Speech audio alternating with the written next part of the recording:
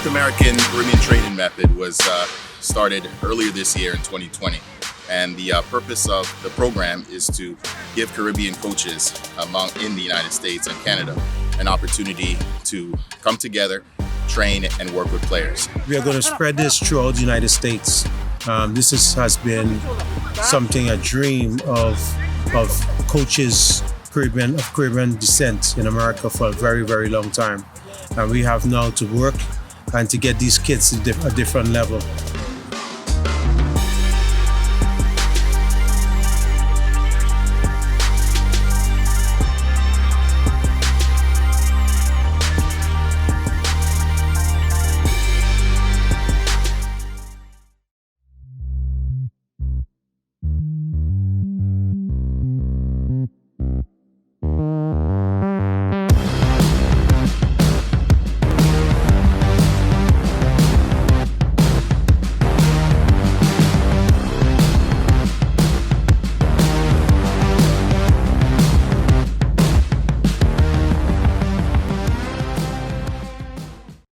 Good afternoon, everybody, and welcome to the Black Soccer Membership Association podcast. My name is Justin Reed, and I'm your host for today. Before we get started, if everyone can just press the subscribe button here on YouTube, as well as the like button and the share button so that we can continue to move our podcast along. So we would really appreciate that. All right, so I have a special guest today. He's out of Silver Spring, Maryland. Coach Fofo, that's what I call him for short. But Fofo Amazou is his full name. And he's got a club in Silver Spring, Maryland. The name of his club is called ESYDA. And he also has a brand called ELeague. And he does a lot of great work in Africa as well. So we've got a lot of topics to discuss today, and I look forward to our conversation. So Coach Fofo, if you don't mind telling our audience a little bit more about yourself, and we can continue the conversation. Thank you, Justin, to have me. Amazou, known by Coach Fofo, and I own Elite Soccer Youth Development Academy on the Silver Spring, Maryland here over 20 years now. We'll be working on the youth development, trying to provide to the non-vulnerable community, especially in the East County here in the White Oak, Bridge Cheney, all the way to Buttonsville, Langley Park, Silver Spring. Well, we have a lot of African community, Spanish community, but those kids, they don't have a lot. So we had to come with a solution. Mm-hmm. After a career in Europe, I went back to Togo, trying to get back to my community, do something for my community in Togo. Mm-hmm. What I tried, I was here in 1996 on the Olympics in Atlanta. Okay. Who I make some few contacts with Coca-Cola and then Nike. Nike gave me money to go implement the program in Africa. Okay. When I went there, the program didn't work because the political issue didn't allow me to establish the program. To do things, that's when I had to back up, put everything together, go back to Paris, and then I decided to move to USA. Come here, I was in Atlanta, Georgia. In Macon, and from Macon I came to College Park, who I worked like a two year, and then Atlanta was now soccer city back in the day. Back now, 89, 90, 2000, Atlanta was now. So myself, Mike called me from here in the Silver Spring, say, hey, come over, and then when I get here. I had to lead a club from Togo, formed by all the Togolese, some of a player who get together every Saturday. So most of them, when they know I'm here, or they call me over to take over the team. Mm-hmm. So I lead that team who they call the Eagles, in French, Les Aiglons, who I lead that team to go to Atlanta, Georgia.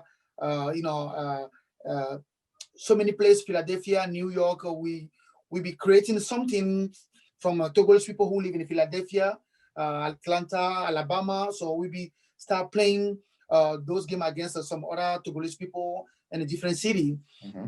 And then, when people get here, those youths, they don't have anything. They respect you. When everybody start working, get money, and then there's no more respect. So Right. I had to find a way to dispatch myself to other group, and then I went to create Elite Sport Promotion.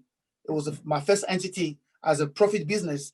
Mm-hmm. The goal is to promote soccer and also bring players from Europe and Africa to USA.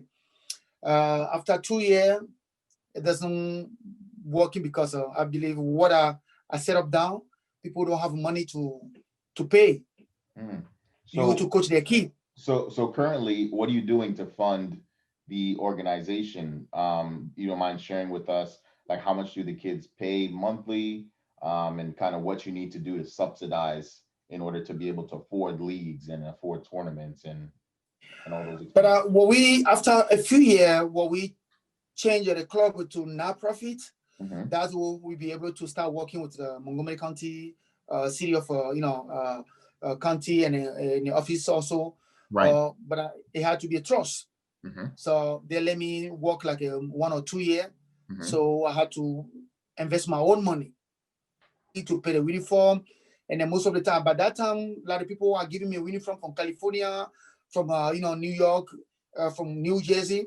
And then later on, the county called me and say, "Oh, you are doing a great job because the delinquencies is going down, especially on the East County White Oak." And they say, "What can we do?" I say, "Okay, this program is a soccer program, but I need money." And then I believe my first grant was $20,000. $20,000, okay. $20,000. Yeah, $20,000. And then I had to do things demonstrating how I managed the budget over $20,000 for the next year, and then they went to $45,000. Okay. Yeah, most of the kids here, parents cannot afford to pay to play. Okay. It's a free program. Free. Okay. Yeah, it's a free program for like a 5 year.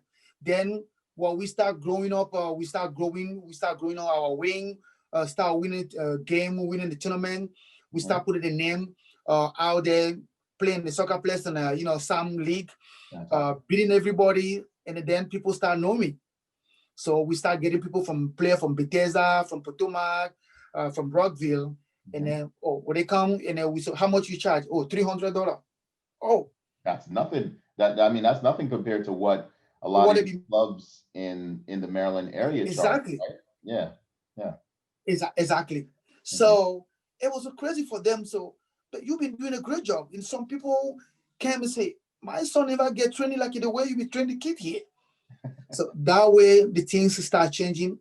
And then even among our community, parents who don't trust me before, who think so I don't have anything to do, just wasting my time, when they start seeing the quality of life, the change of the kid life, then parents start trusting, and then we say, okay, everybody had to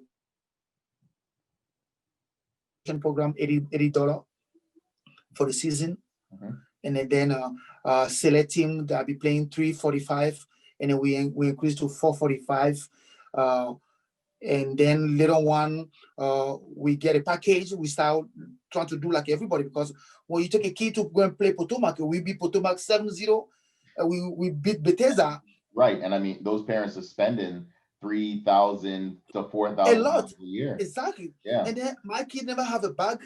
They don't have it's just so many discretion. And then we come back and say, okay, we too, we can do like they do it too, but our own way. So that's where the idea come for me to go and create this brand name, UPlay. And then we start factoring from Pakistan, cheaper, select like a travel team, like $600 per season. There we can give them a 1 bag, tracksuit, 2 jersey, practice uniform, water bottle. So we starting fully furnishing our player to look like a Bethesda player, and then everything just changed, Justin. Everything just changed. And believe me, the players start feeling good. They start feeling good. Exactly. And they feel like they're really a part of a club. Exactly. So what are your thoughts on like the pay to play model? Is that something that we should get rid of throughout the entire country? I believe it's something me myself I've been doing for so many years.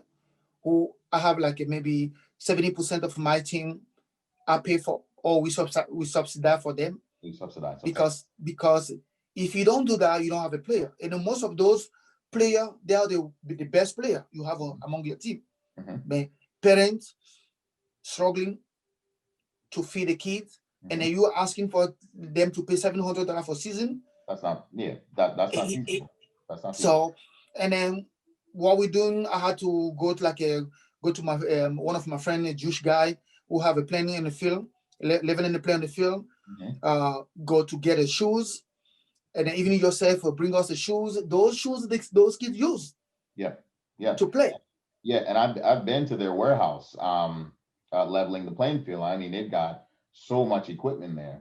I mean, they are a resource. I mean, without them, I mean, it's going to be tough. Believe me, Mas Levis is supporting me over a decade. When they first opened the first warehouse on the Silver Spring, I was there. I was there. Okay. So he gave me access for everything.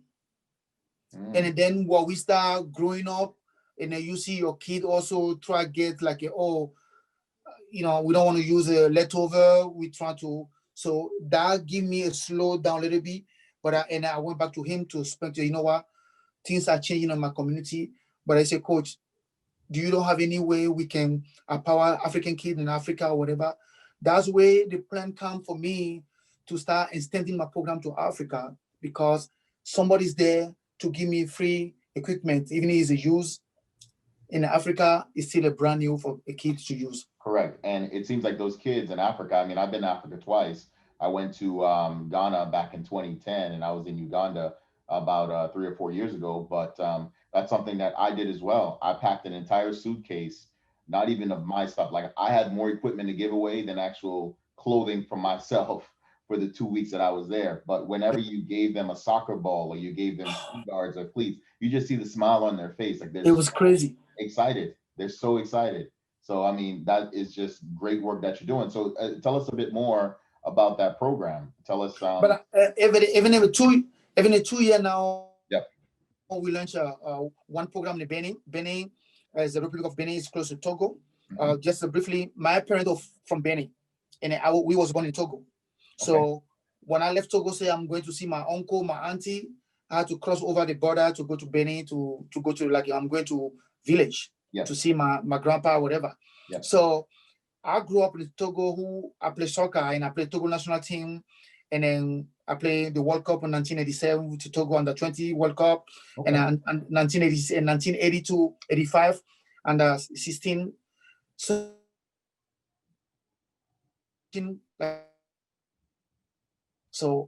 I was well known in Togo as a player.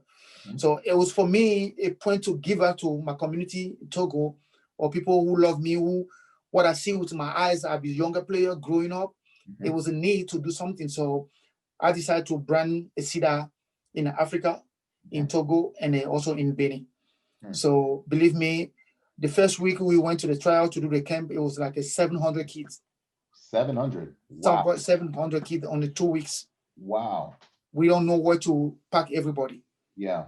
I mean, did you have enough coaches for this? We didn't prepare to have so many number. Yeah. It was me, my brother, my old brother, two of my friends, and then one of my friends also is a pro playing in Belgium, all come over. So it was like 7 people. And then the second day we had to call people who we know in the neighborhood who also play soccer with me while we was young, come over. And then what I planning to do, we didn't even do it. We just let them 11 player, and then just let a kid play for 40 minutes, and then just tracking, sorting. That's where the program started in Togo. Oh, wow. That's exciting. Then it's crazy. Then when I came back, somebody see me on the Facebook, and then just start email me. I was so scared as a blackmail or whatever. Right. And then he came back and said, no, please, I like what you're doing. We on Benin here. I said, but the town you are calling from Benin is my town. He said, yeah, I've been doing something here for so many years. We don't have a resource. We don't have a. I said, you know what? I'm just giving you the idea. If you want to take my name to lead over there, I can furnish you guys equipment. I can manage. I can do so many stuff. They say, okay. And then we had to do paperwork, put a ESYDA name over there, changing. You know, right now we have a dome. I have to spend money to create a dome for 20 players. 20 players, okay. 20 players is dome. Is they are sleeping on the dome. Now, are they from? Now, so are they from Togo and Benin, or are they coming over from the U.S.? Like they from Benin, from different city, who people see all those ads on the Facebook, and the parents are calling so the kids to go to that town to go to school and play soccer for the academy. Okay, so it's kind of something like what Barcelona has, like. It's exactly. Yeah. La Masia, I believe. La Masia, yeah. So that's we had to create, you know, coaching staff, implemented a full business model structure every day, and I just gave it to them. I'm just here as a resource, and I put one. Somebody's over there representing ESYDA, and then we just working every week. We make sure those kids eat. I had to send them money. They cook rice, cook beans, you know, let them. And the last week, the team was in Benin play against the national under 17 national team, and we beat them 2-0. Okay. And the five kid on that team take over now to join the national team in the Benin. Oh wow! So you probably had better players to suit the national team than you had. Exactly. Yeah. So we've been doing a great stuff over there, and then believing the markets. And I'm looking for people to join me so we can empower the market in Africa. The market in Africa is Italian, pure talent. It's like the pure gold. Yeah. What it needs, infrastructure, material, equipment to work. And then we can produce. Even I'm using the word produces like a material. We can build a strong team as a group team, and also individual player, because all of them have a talent. Right. And you know, like the crazy thing is, a lot of that talent is being sucked out of Africa into Europe, I noticed. So that's why you've got a lot of, so like take the French team, right? The France national. If you see club in Germany today, Germany have an average of 3 to 5 African player in their team. Things is not happening 20 years ago. Yeah. Look at French national team. Yep. Squad is all black people. That's right. And if you look at the last names, they're clearly not from France or not from Germany. And you can say the same thing about England. I mean, look at the majority of their youth players. They're from Barbados. They're from Jamaica. They're from St. Lucia. They're from Virgin Islands. You know, all this stuff.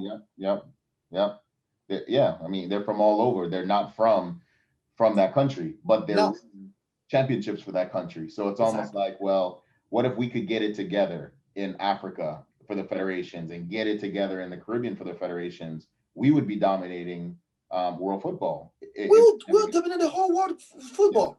Yeah. So those are the junior things we've been doing. And then today in the Silver Spring, we have about 400 kids. And then the county is very supportive. With the county, it had to be build the trust. And since we build the trust, we be able not see ourselves for just a soccer academy, but we've been bringing more as a leadership to our youth. How most of them are, African descendants come to here, they had to pursue opportunities. So we be focused more on education than to be allow them to go to the college through our program, soccer program. We know because those parents don't have money to go and pay 4-year college. With my experience on the past, what I have with the precedent player I have before, who have to Pembridge High School, Blair High School, all the high school around here in the Silver Spring, when they graduate, no one can go to any further college and play soccer.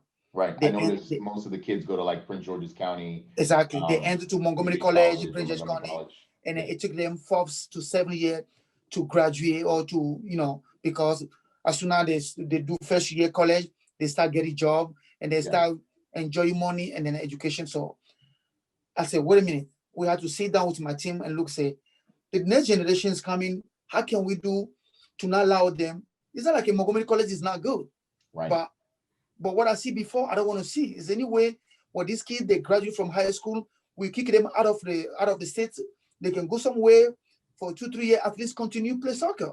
Even if it's a Division 2 or Division 3, they can be mad on themselves and go and then come back better than just stay here and then start working and then start joining money and then forget about education and they become like a house and then start working for $10 job or 15. I know you have a power to get more than what we got, for us. So those are messages we've been passing.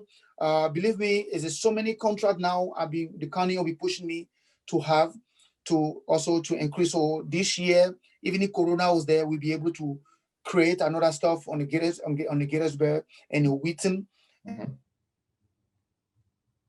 then also the Kensington. Okay. So we have 3 locations added to what we have in Express here, and then we continue grow working, make sure it becomes a place for the kid to come and socializing and learn life. Discipline. Good. So those kind of message we start passing, and parents love it because they see behind the soccer is an education and it is a discipline. Is it not just go and have a fun with my friend and just kick the ball? No, but it's like your grade is now growing up, you're not having a good grade, you not come to play. Right. Because you signed that contract before you join the team. Exactly. So we're gonna make sure accountability, right? It's accountability. Kids need to understand. If you do well in school, then it's going to translate to the field. Yeah. So those kind of stuff, and now he's working. So believe me, before everybody get to practice, the homework is done, and then when the quarter finish, we have a copy of every report card. Right. I just got one. Parents just sent to me. You see, there's I put it. You see, there's a report card. Yep. So because if you're not going to be competing, because I don't want a building or maybe have a place for youth now just to be useless, but be out of what we're doing to have a greatness, to have a succeed life, be a good citizen. So those kind of idea we'll be working on it, and the county just to say, you know what, we support very 100% whatever you're doing, and then as a new program just come off now, we just applied, they call it youth sport initiative coming up from next year through the county. They put 7 billion, but after the youth sport with a B or 7 with an M. 7 million, 70 million, 70 million. 70 million. Okay. Yeah. Okay. For the youth sport. Okay. Good. For the youth sport, so we can give access for those who cannot play, who cannot have a way to join the club to play, but we can with that money we can hire coaches and pay for those kids with a uniform so they can be part of inclusion. Exactly. Exactly. Right. They can feel like they're part of a team. It's not just another program, right? Because we've got a lot of a decent amount of free programs in the Washington D.C. area. We want now to take it from the after school programming now to the kids being a part of a club. Exactly. So my last question to you is, what's the next step? What's the next step for the club? What's the next step for what you got going on in Africa? The next step is to continue grow, but now just grow as a number, but to grow as an organization, have more a leader to come and implement it to people to use their knowledge, bring the resources, make sure what we're doing the right thing. We're supposed to line up ourselves to FC Nantes. I don't know if you know that team. FC Nantes in France. It's a first division team in France. The agreement was done. Okay. They're supposed to come here to sign up everything before the Corona comes, so we postpone everything to next year. That's one of the big bridge we just built up to make sure every summer we can choose a strong 15 player, 20 player, can go to Nantes for 2 weeks and get training over there, and then on the fall, kids from France, Nantes can come here and also get training and learn English and learn American life. So those things we are working on, and a little one African market, go to the college and this on here to make sure we we are growing up. We are looking also to see some other organization. How can we merge and do a great stuff? Because we believe our black kids, our black coach, and our black community. We need to invest more and make sure we put forces together, and then even grow for the tournament. Right. Go for the big tournament and win the cup. Right. I just invited by ELeague, just sent me an invitation last week. Okay. You know about the ELeague?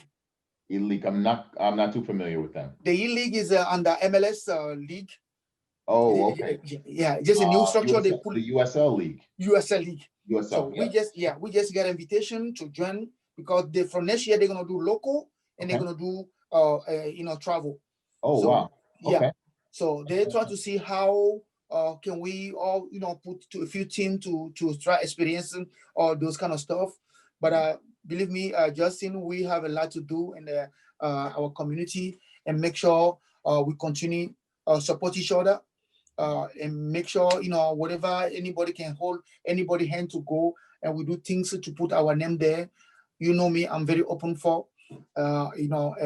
We had to build the trust among ourselves, especially our black coaches. We don't want who know how to coach best. We don't want who know how to do everything. But at the end of the day, the one man will come and just pick up our products and then start using. So we have to find a way to stop all those things. Well, I mean, allow people. The best way to stop it is to come together, because you need to form a fort, right? Or a moat. I think that's what they call it, right? I think that was what the term is. But when you have that, then you start to defend what you have created, and that prevents outside forces from coming in. I would say one of the biggest issues that we've got is just coming together. Coming together as coaches, as black coaches and black administrators, and playing a role. And believe me, we've been saying this over. But if we're waiting for a big number to come together, it's not going to happen. No. Let us one or two people come together, and then we will show the way to other people. Say, hey, if you 2, 3 can do it, why now we can replicate the same thing among different people and then come stronger? Exactly. Most of the time, we're waiting to have 10, 20 people, and then we are not even trust ourselves before. True. But if 2 people can do it and they show the example, the other people can say, oh, if he coach Red, and the coach Fofo is working together, man, I can easily join them, and then and then put my knowledge, put my determination, and we can expand. Right. We can live in Silver Spring, go to New Carrington, go to DC, and we will take over everything. Right. We'd expand, and then also we would get more opportunities in terms of grant funding, because grant funders, for example, they want to know how many kids you're serving. How many kids you serve it? So if you how many kids you serve it? Right. So if you got a tiny club of only 200 kids and you can't grow, and you're seeing that you haven't grown in 10 years, then you got to do something about it. Exactly. Now merge with another club in order to say, hey, look, now we've got 600 kids. Then you go to your grant, to your grantors, and then you show them, hey, this is what we have. This is what we're offering.